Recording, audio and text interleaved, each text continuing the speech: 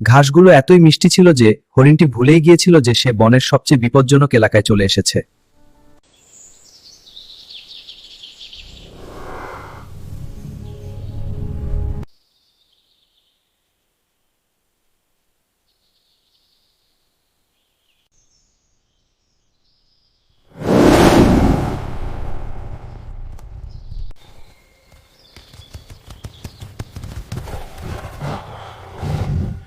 হরিণটি বুঝতে পারল আজ তার শেষ রক্ষা নেই, কিন্তু সে দমে গেল না। সে ঝটপট একটি ফন্দি আঁটল।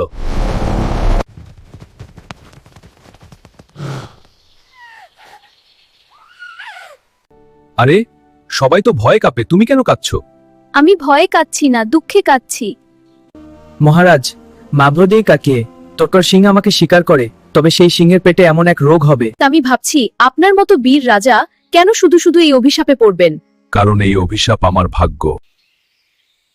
ঠিক আছে, আজ তোকে ছেড়ে দিলাম, যা পালিয়ে যা।